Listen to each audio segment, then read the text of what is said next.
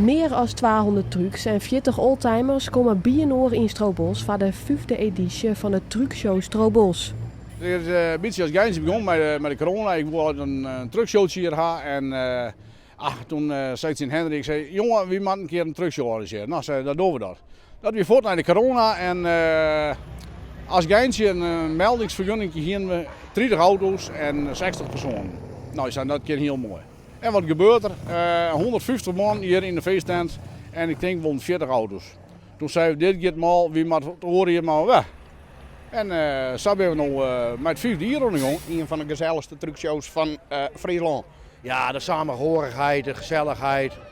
Elkaar even treffen, laat ik het zo zeggen. Ja, wel heel leuk. De oormelding van deelname wie in 2 uren helemaal vol. Eigenlijk is dit wel de max, want we hebben hier geen ruimte meer. De ruimte is nu echt vol. Ik bedoel, er has misschien wel jongen achter. Het staat bomvol en ben al je enthousiaste chauffeurs al hier uit het noorden bij en dat is uit de regio bij. En dat is natuurlijk geweldig. Je komen haast eigen te kwad, zo vol is het te sjen, zowel voor de beziekers als voor de truckers. Leuk en gezellig, maar je al even mekaars auto's beschermen.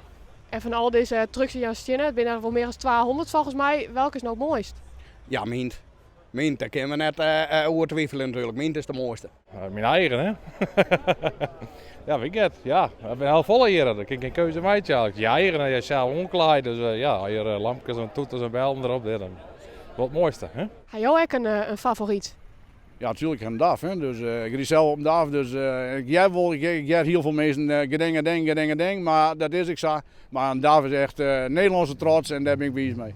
Dus jouw eigen bakje. Ja, klopt.